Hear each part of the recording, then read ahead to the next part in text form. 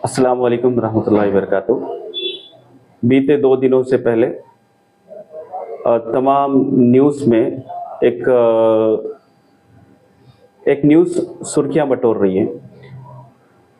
श्रीरंगपट्टण का एक एमएलए रमेश बंडी सिद्धेगौड़ा नाम का एमएलए, जिसने मुसलमानों का वोट पाकर एमएलए बना हुआ है और तमाम कर्नाटक के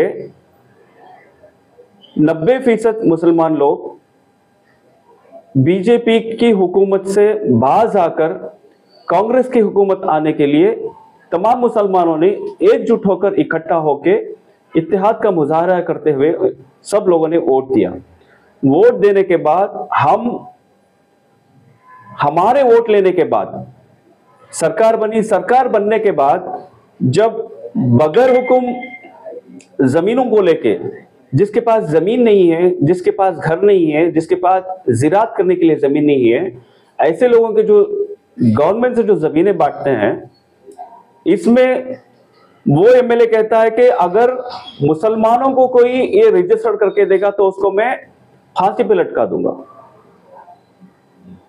इस राज्य के सीएम सिद्धरामैया साहब और यूटी खादर साहब जो स्पीकर हैं और डीके शिव कुमार साहब हैं और होम मिनिस्टर परमेश्वर साहब हैं, आप सब लोग बखूबी जानते हैं कि मुसलमानों का बहुत बड़ा हाथ है आप लोगों को जिताने के लिए और आप लोगों को सरकार में बिठाने के लिए। जैसे ही हुकूमत आई, आप लोगों ने ऐसे नालायक लोगों को टिकट देकर मुसलमानों का भरोसा खोया है। अगली बार अगर मुसलमानों का भरोसा बाकी रहना है, आपको दोबारा गवर्नमेंट बनाना है, तो इस नालायक इंसान को बर्खास्त करें, सदन से भी बर्खास्त करें और उसके ओहदे से भी बर्खास्त करें। अगर आप ऐसा नहीं करते हैं तो मुसलमानों का भरोसा आपसे उड़ जाएगा। अगली बार आपको हार का सामना करना पड़ेगा।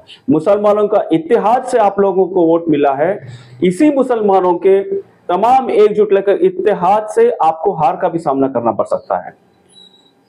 मोहम्मद गौसपीर, आम आदमी पार्टी, तुमकुर प्रेसिडेंट। शुक्रिया। अस्सलाम वालेकुम।